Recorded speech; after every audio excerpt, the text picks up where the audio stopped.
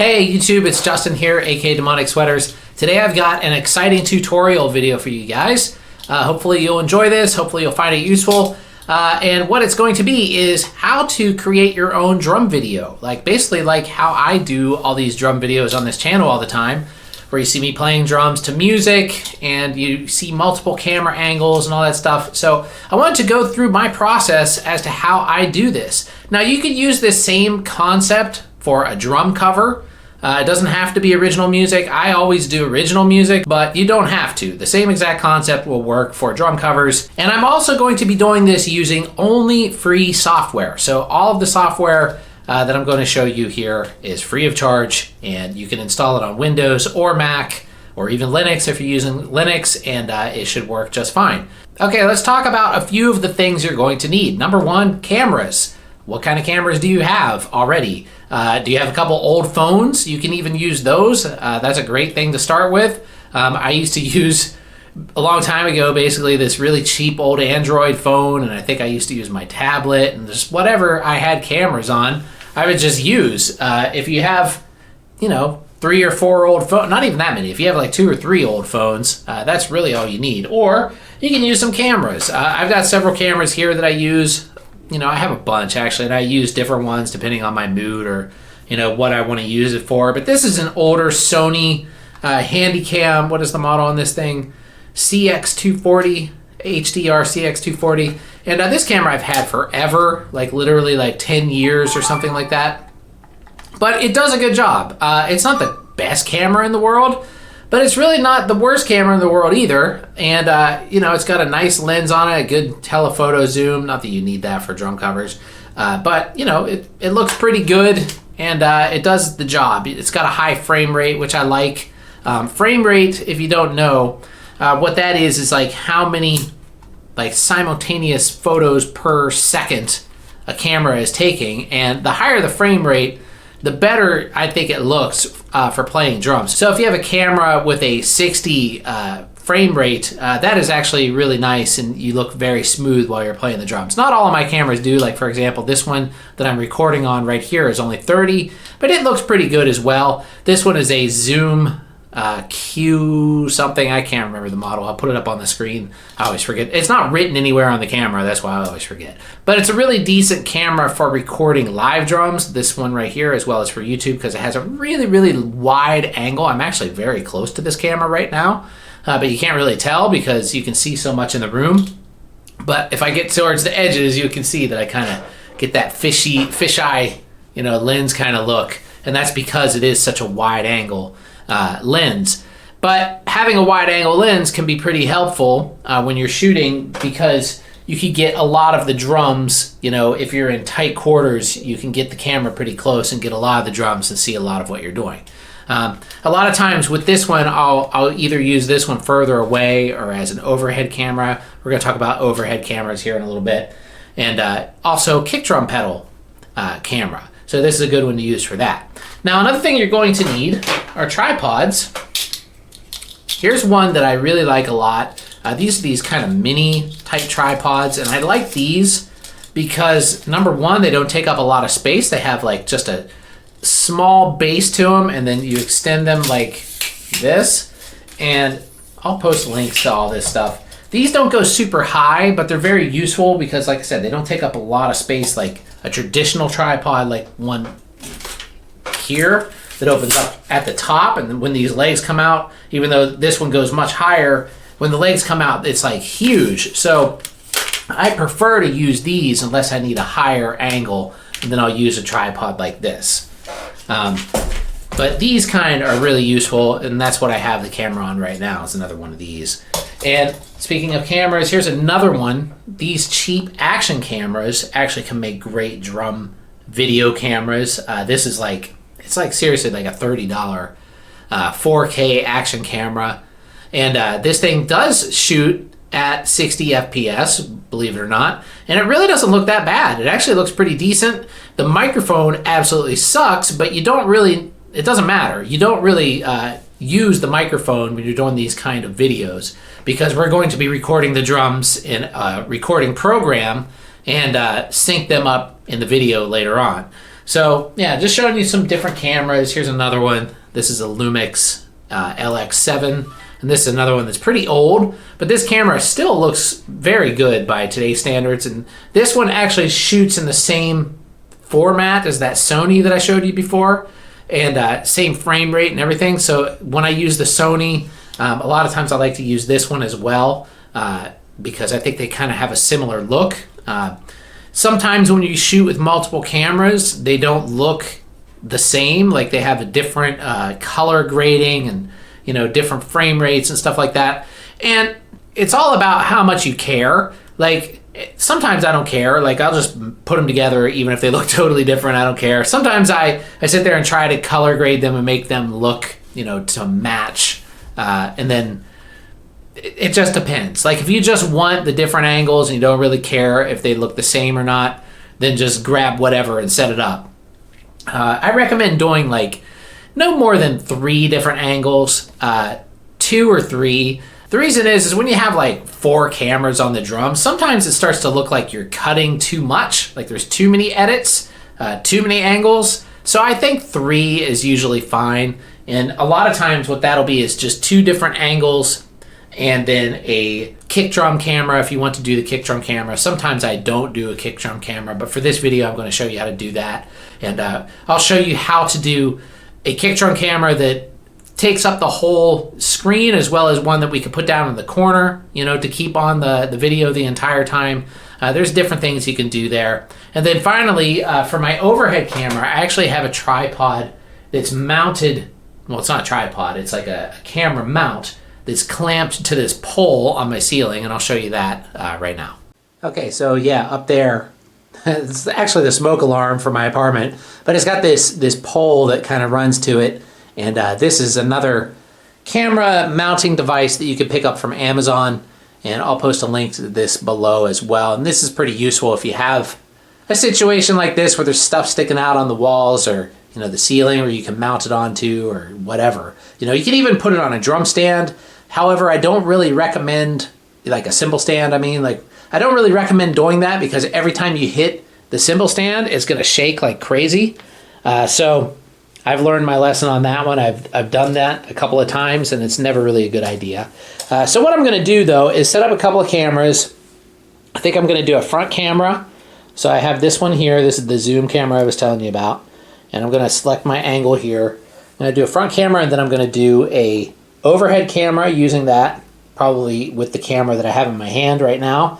And then I'll do a kick drum camera too. And for the kick drum camera, you're gonna need another tripod, and I'll show you what that one looks like too. Okay, so for the kick drum camera, you can use something like this. This is just a very small, inexpensive tripod that's very short. All right, so for my kick drum camera, I've got it down here underneath my floor tom. Let me turn it on. And I'm actually just crawling around on the floor down here. But there you can see, it's actually kind of hard to find a good angle sometimes, especially when you're using like acoustic style drum kit that's huge. It's kind of hard to find a good place to put the camera sometimes, but that works. It doesn't look amazing, but you can see the pedals, you can see the beaters hitting the drum. Okay, so now I've got the camera mounted up above on that tripod, or not tripod, but the clamp thing that I showed you before. And I just want to adjust it here just a little bit.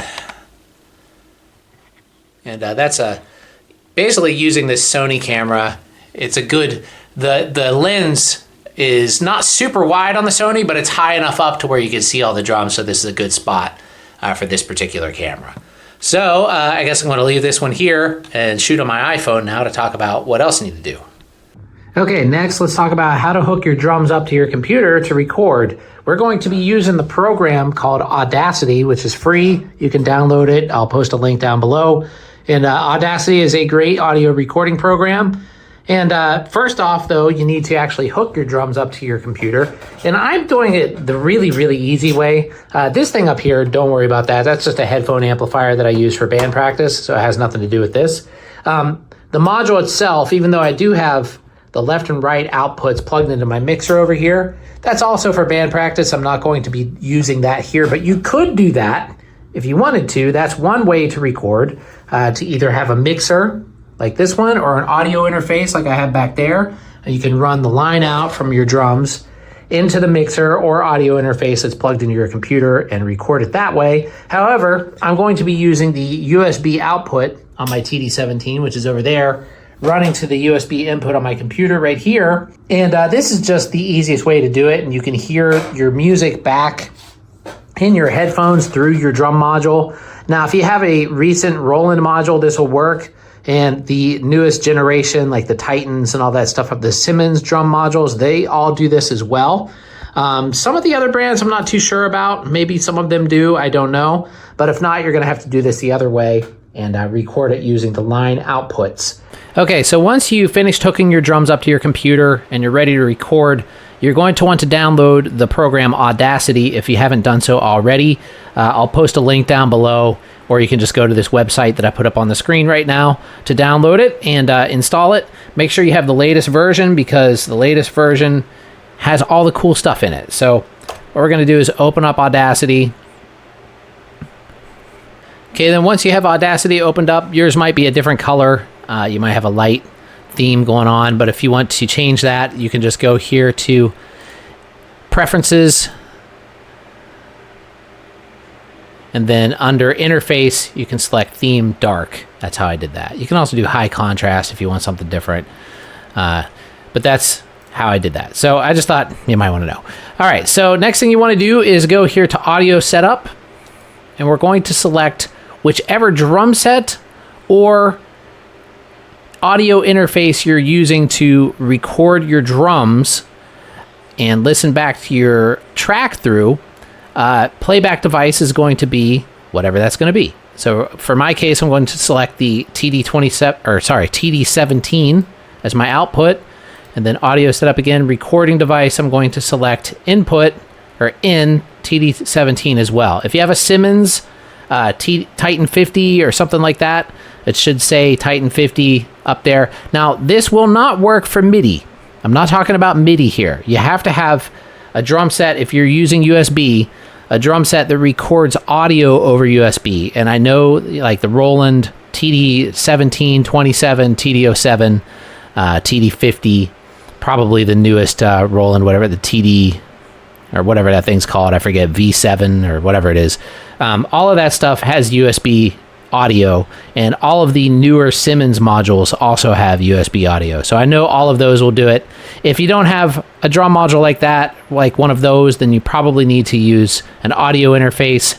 And in that case, you would do something like this. Playback device. Right here, I have my M Audio Air 192. I would select line 1 and 2 as my input for that. And then recording device, I would select the line 1 and 2 as well there. But I need to do TD17 because I'm using my USB. Okay, now once you have all of that set up, you're going to want to import your backing track.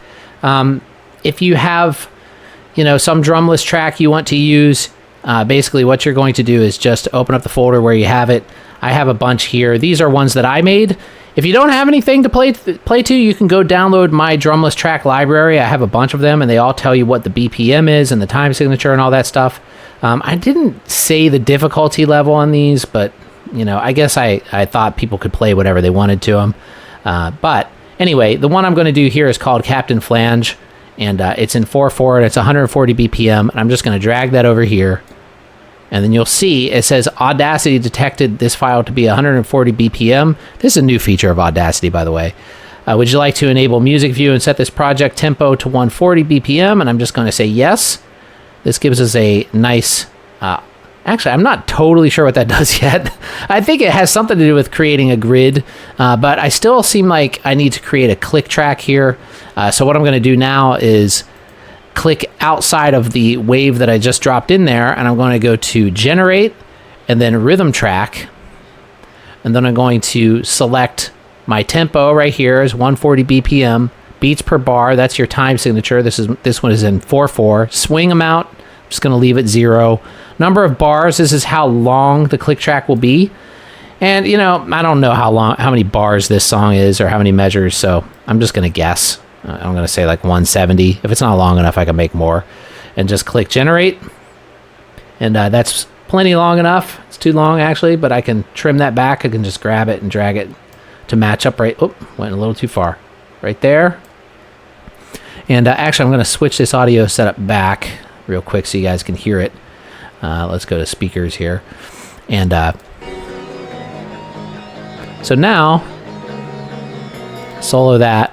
I have a click track down there.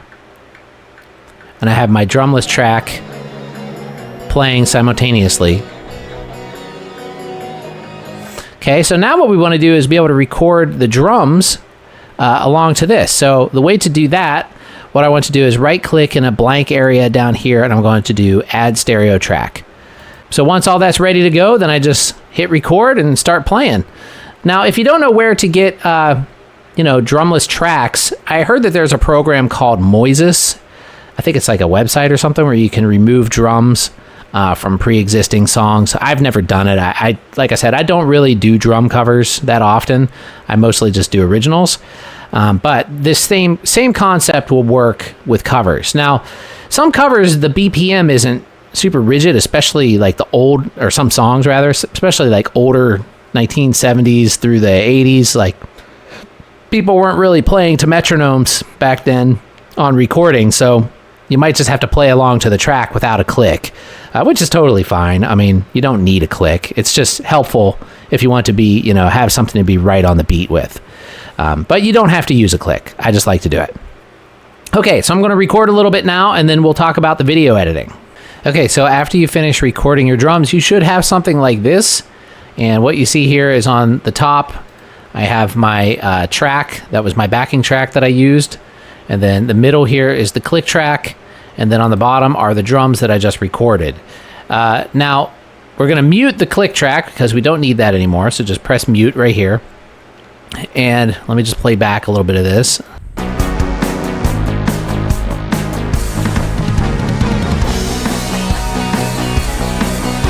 Okay, and that sounds good. Now, I did adjust the level a little bit before I started recording this screen capture. And the way to do that, you just go here to View, and you can select the mixer. And then here we have, you can actually change these icons, but it actually put this drum icon by default here for the first track, even though that's the backing track. I don't know why I did that. And then the middle here is the click track, and this is the drum track on the end. So you can just adjust these. All I did was just turn down my backing track just a little bit. And yeah, and I thought it sounded pretty good. Now, if you wanted to, you could add effects to your drums. You can click this button right here, and that brings up the real-time effects option for Audacity, which is a pretty new feature in Audacity. You have compression, bass and treble, distortion, limiters, phasers, reverb, wah-wah. You can use your own VST effects, which I have installed here. I have a bunch of them. I already have my drums mixed the way I like through the TD-17, so I don't need to do anything here. It already sounds good to my ears, so I really don't need to do anything, but you could if you wanted to. I highly recommend using the real-time effects and not the effects up here, because these effects, even though some of them are pretty good, once you do this effect and you save the project and close it and open it back up, you can't get it back to the original. These are destructive effects, like non-real-time effects, the ones from this drop-down menu. Real-time effects are when you click this button right here. So I highly recommend doing them that way. Once you're happy with your mix, what you want to do is export your file. So you go here to File, and then make sure you have your click track muted if you used a click track. Now, another thing I should mention is your click track may not line up that perfectly the way mine did. The reason why mine worked so perfectly is because when I created these drum backing tracks, I created them specifically with that in mind, to be able to create a click track. Basically, when I exported them, they are perfectly lined up with the grid of whatever BPM that the song is in. I don't know if that makes sense to you, but that's why it lines up so perfectly. You might have to fiddle around with the click track a little bit to make it, line up with whatever song you're playing to, or just don't use a click track at all. You can leave the original drums in there and just play along to those. A lot of people do that, and that's kind of like having a click track too. Or you could do that first and then remove the drums in Moises and replace the audio backing track with the drums removed after you played to it. So that's another way you could do that. So anyway, just make sure you mute your click, and then you're going to go to File and then Export Audio. And then select where you want to save it. I have it saved, or I'm going to my folder that I'm creating this tutorial in, and then I just called it drumcovertutorial.wave and select WAV as your file type, WAV Microsoft. I mean, you could do another one, but I would just leave it at WAV. That's the best for our next step. Make sure it's selected as stereo. All this should be already set. You know, basically when you go to export, it should just do it all automatically. And then sign 24-bit PCM. You could do 16-bit, but I like 24-bit because you have more headroom. That means you can push the file a little bit higher or hotter without it distorting. And then just select entire project, then click export. And I already did that, so I don't need to do it again. It's just going to tell me already exists, replace. I'm just going to say no, but export it for you. And then once you do that, then you have the file saved, and we'll go on to the next step. Okay, the next step is to import our various footages into the computer. So first off, I'm going to import my overhead camera, and this Sony uses this little connection like this. It's got this, it comes with this cable actually. And to turn it on, you just open the screen. But for some reason, sometimes it doesn't do it on the first try when you have it plugged in. Sometimes I have to do it twice. Now let's try it again.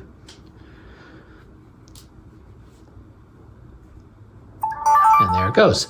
Okay, so that should pop up on my computer. Okay, so this Sony stores all the videos in a very weird place. You kind of have to know where it is. But this will depend on whatever computer you're using, or sorry, whatever camera you're using, how it stores it will be different. So I'm just going to grab all this footage that I recorded on this one and drag it into that folder that I just created. Okay, while that is importing, I'll show you my other camera here that I used for the kick drum camera. I don't have a cable for this one, so what I do is I just take out the memory card, SD card, and I use this little adapter right here. This is a SD USB adapter. And I can post a link to this too if I remember to post it. You can find them on Amazon very easily. Just search USB SSD card adapter and you'll find one if you need one of these. And I always wait until one is done importing before I import the other, because if you try to import them all at the same time, then it just slows everything down. So it's better just to wait. All right, so I'm going to do the same process with my front camera right here. Usually I use the cable on this one to connect it to the computer as well, but I don't know where it is right now. I don't feel like digging around for it, so I'm just going to pop that SD card out of there and import it the same way I did the other one. Okay, now once that imports, we'll go on to the next step. Okay, so on to the next step here. For video editing, what we're going to be using is a program called Kdenlive. This is what I use for editing all my videos on YouTube. Kdenlive is 100% free. You can download it at kdenlive.org, I believe. I'll post the link down below and put it up on the screen as well. Okay, so Kdenlive is a really great video editor. I've been using it for many years. It started out on Linux, but now it runs on Windows as well as Mac and Linux still. So it's just really great. It's free and it does everything we need it to do. So what we're going to do is import all the video clips and the audio that we're going to use for our drum cover video or drum video. And here's the audio track right here. So I'm just going to drag that over here. And then I'm going to select all of the drum videos. There's a lot of videos in here because I'm also recording this tutorial at the same time. So I only need the ones where I'm actually playing, which are these three right here. So we're going to drag those over. And sometimes you may get some kind of a pop-up that asks you if you want to change the project settings to match whatever type of clip you're importing. I wouldn't do that. I would set your project up here. If you go to project settings, go to project and project settings. Here you can select which format you want your project to be at. And by default, I always have mine set to HD at 60 FPS or 59.94 FPS. And that's the 60 frames per second that I was talking about before. The only one in here that isn't that frame rate is my front camera, but my overhead camera is that, and the kick drum camera is that as well. So once these finish importing here, you can see that little timeline right there. Actually, we don't even have to wait for that. First, we can drag our audio down here like this. And then I want to trim off that silence in the beginning. And all I have to do is drag right there and drag it over. And then drag this over this way. And let's listen to that back. Spacebar will play, by the way. And you can just drag your mouse anywhere on this timeline up here to scrub where you are in the song. Okay. Now, also, what I like to do here is I'm not going to put it right on the beginning yet. I'm going to drag this over here a little ways, and I'll show you why here in a second. And actually, I can do that right now. So up here, let's select our front camera first. Actually, no, let's select our overhead camera first, right here. And you can see this is the audio on the overhead camera, these wavy bumps right here. And if I just click in this area right before that, and you'll see that red line right here, what I could do is click this little zone set-in button, and then if I drag this down, now it trimmed off all that extra space in the beginning. So what's really cool here, and what Kdenlive does really, really awesomely, is if we right-click our audio file down on the bottom here and select Set Audio Reference. Now it's going to scan that audio file first. Also, I forgot to show you guys something. Your Kdenlive is probably not going to look like mine when you first open it. So let's go over that first. Given that I have so many tracks right here, if you go up here to Settings and you go to Configure Kdenlive and then Project Defaults, you can select how many video tracks and audio tracks you want to have. And then Timeline Preview, just leave that set to automatic, and audio channels to stereo is fine. Excuse me. You can also select what you want your default video format to be. You know, like I said before, mine is HD at 60 frames per second. So you can set all that up. You can leave it the default if you want, but I like having 4 video tracks and 4 audio tracks by default. And then just click OK, or click Apply first and then OK, and then it'll save it. You'll probably have to restart Kdenlive for it to take effect. Another thing, too, is here where it says Timeline Edit Mode. Next to that, there's this little like settings looking button. Click that and make sure you have mixed audio tracks selected, because by default it has it as split audio tracks, which is really annoying, and I'll show you why.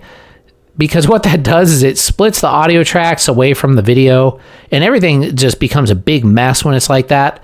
So make sure you have mixed audio tracks selected, and that'll just make your life much, much easier.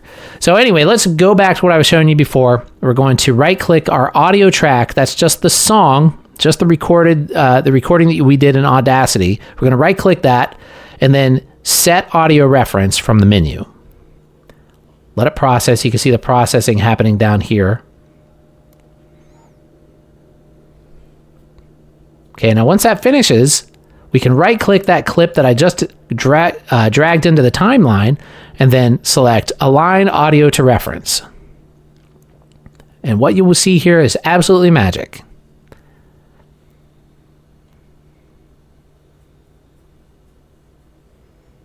And there we go. It automatically aligned my overhead drum camera audio to the audio wave that we did our song with, or the recording of our song. Did our song with. Okay, so what I want to do too is mute the track that my drums are on here, the drum video track, because we don't need that. I'm going to trim this beginning to match it up with the beginning of the audio right here. So now if I play this, you'll see that it's perfectly in sync.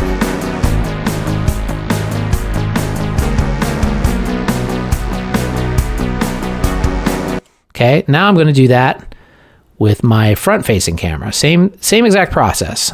I'm going to click somewhere right before the audio starts. Click this in point right here. Drag it down to the timeline. And then right-click it. We already set the audio reference, so we don't have to do that again. We could just do align audio to reference, and then it will align that one to the audio as well. Okay, and then I'm going to trim that one, then mute that channel as well. Okay, now let's look at this one. Also perfectly in time. Okay, one more to do, the kick drum. So same process, we're gonna do exactly what we did on the other ones.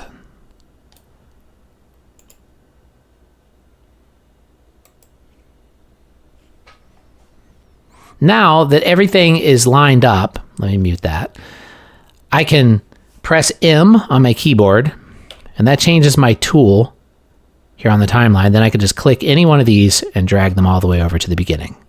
Now I tap S on my keyboard to get back to the regular edit tool. Okay, let's look at my kick.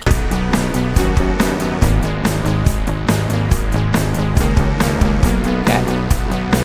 All right, so what we could do here, first off, what I want to do is make my kick drum video small so we can put it down in the corner. So what I'm going to do is go to effects right here, and we're going to type in the search box zoom, and then we're going to select the position and zoom plugin, and we just drag that down to this track that the kick is on right here.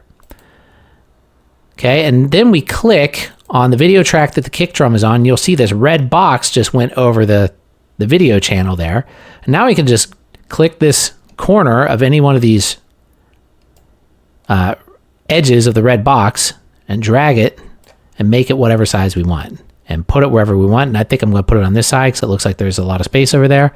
Or, I don't know, there's a lot of junk over here too. Maybe, I don't know, that covers the bass drum. So let's put it here. I can make it a little bit bigger than that.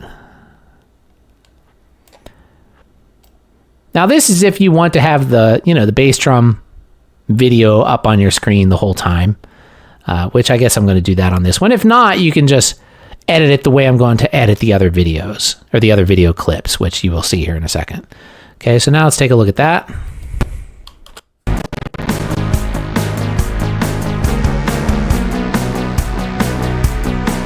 Okay, now you may get some glitches on playback, but don't worry, that's not going to happen when you render it.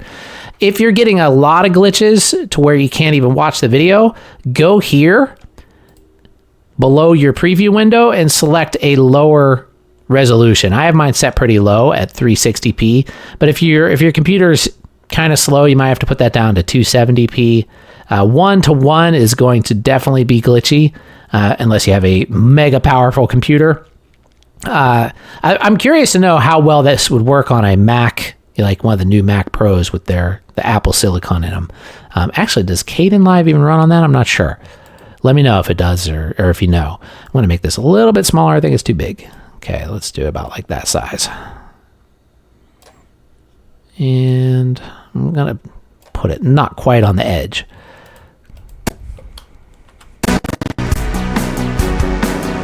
Okay.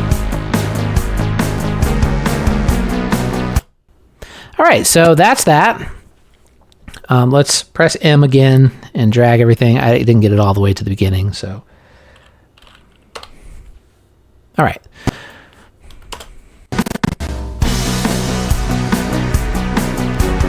Okay, then what I start to do is I just start playing the track like I did right there.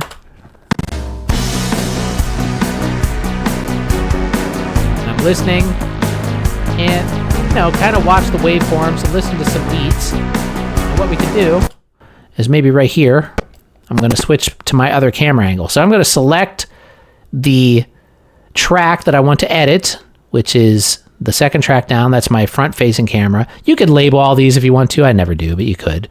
And then I hold down Shift on my keyboard and press the letter R. And that splits that track. So now I can drag this. Make sure that you grab the edge and you see that double arrow like that. Because if you grab it like this with the hand, it's going to move the whole thing and everything will be out of sync. So we don't want to do that. We want to make sure that we have the double arrow. We're going to drag that over as far as we want the other camera to show. Now we'll have a transition.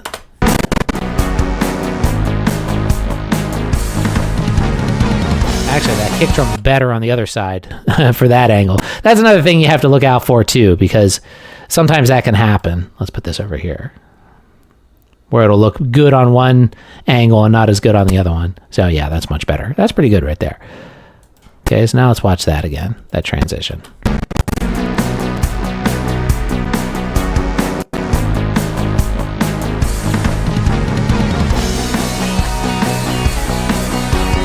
Okay, I want that to go a little bit longer.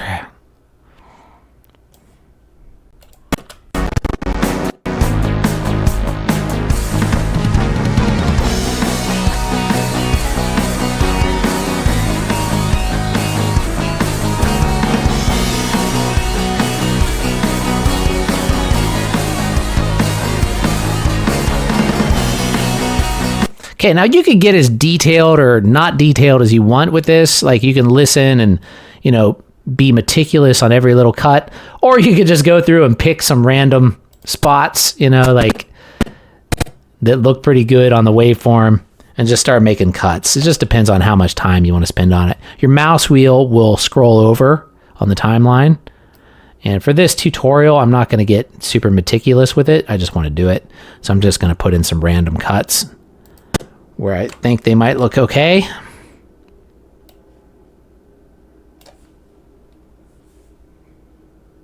And all you have to do is cut the top one. You don't have to cut the one below, because any cut you make on the top video, well, actually the second to top on this one, because the kick drum's our top video, and we don't need to cut that at all because it's going to be on every single shot.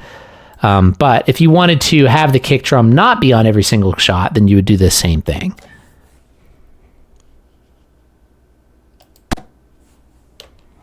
I always wonder if when I'm speaking into the microphone while I'm doing this, if I'm making any sense at all. Sometimes I just feel like I'm speaking gibberish. Okay. And yeah, normally I would spend more time on it than this, but for the sake of this tutorial, I just want to get it done.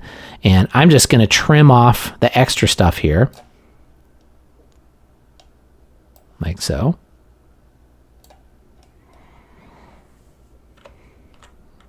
Okay, if I hold down Control and do the mouse wheel, that zooms in and out like that. And it looks like I've got some extra space at the end of this track, so I'm going to drag that in a bit too. And I can fade out the audio like this. I can just drag. Basically, if I hover my mouse until you get the hand pointing with that red dot, you can also fade video that way. So I'm going to fade the kick drum. Yeah, I'll fade that as well. Okay, let's see how that looks. Oops, too much.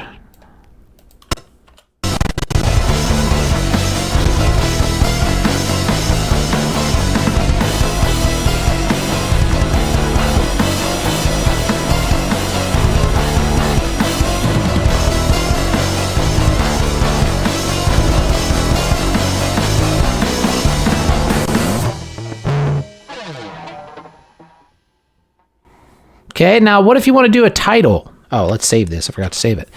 So Control S for save. I'm going to go to the same location where I've been putting all this other stuff. And the thing is with my external drive is sometimes it's a little slow to load. There it goes.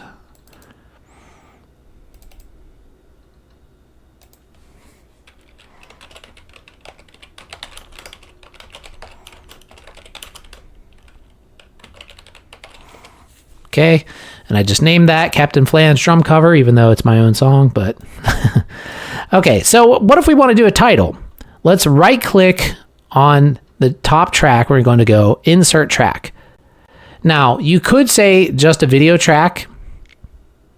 Well, in this situation, I guess it's okay to do that. Let's just do text. Usually, I recommend selecting an AV track, and the reason is Kdenlive is a little bit buggy, and sometimes if you do just a video track and just an audio track, weird stuff starts to happen. But since we're only adding text and we've already finished all of our edits, I think that will be fine. It only seems to do that if you add a track while you're editing and you add either just an audio or just a video track. What happens is like it kind of loses track as to where you are, and like things just don't line up correctly anymore. I'm not sure why it happens, but It's free software, it's open source, so, and that was several versions ago. Maybe they fixed it by now, but just be cautious of things like that. For text though, like I said, it's probably fine. So we'll just do video track, and you make sure you select above, and right here it says one track V4. So V4 is our top track there. I'm going to select OK, and now I inserted a track above our top track. Now we're going to go back to Project Bin right here and select this little drop down arrow and then add title clip. And I'm going to type in what I want to title it, which is just Demonic Sweaters, Captain Flange, drum cover. Then we're going to center that by clicking this button right here, center it horizontally, and then this button over here, oops, this button rather, I want to put it down on the bottom. We'll make it go to the bottom, and then outline right here, we can select our outline width. We can also select our font, and that one looks cool to me. You can select our color, let's make it a brighter color. And I'm gonna make my outline black rather than white. There. Okay, and then once we're all done with that, we just click Create Title. And then you just treat it like a video clip at that point. We just drag it down here. And now we should see it on the screen. Actually, I think that was better in the center. So if we want to edit it, just double click that. Clip, rather. Double click the clip. And then we can do align vertically. This button. Then update title. Okay, and there we go.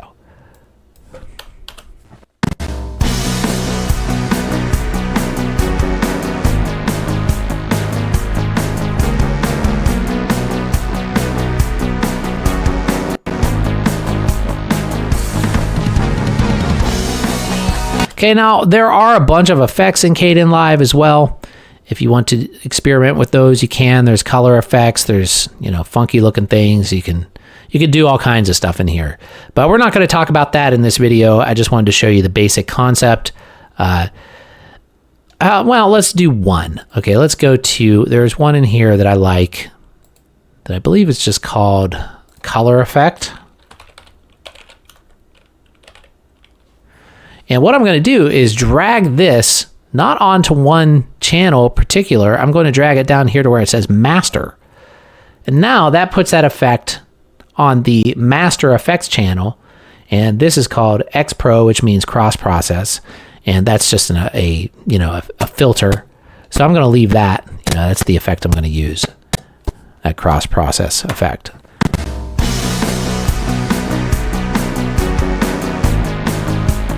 If you want to see some of the other ones, we also have sepia, heat, which is pretty cool, red, green, old photo, X-ray, S's. That one's interesting. I always want to use this one, and then I never do. I don't know. I put it on there, then I always take it off. I don't know why.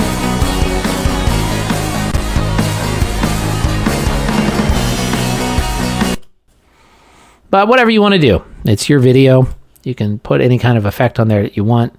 There's one more, it's called yellow blue. I'm just going to keep it on X Pro because that one looks fairly normal. It's kind of like, retro looking.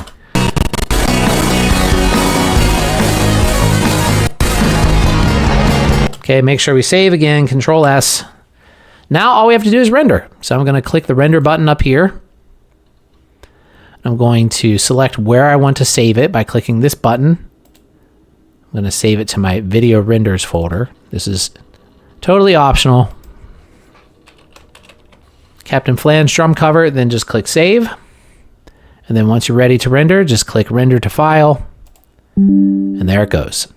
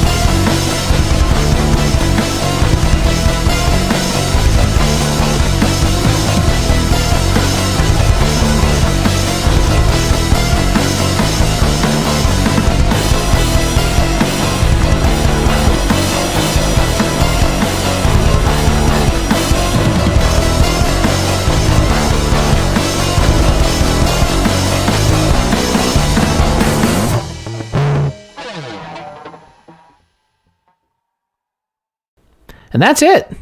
It's really pretty simple, and you can do all of this with free stuff, free software.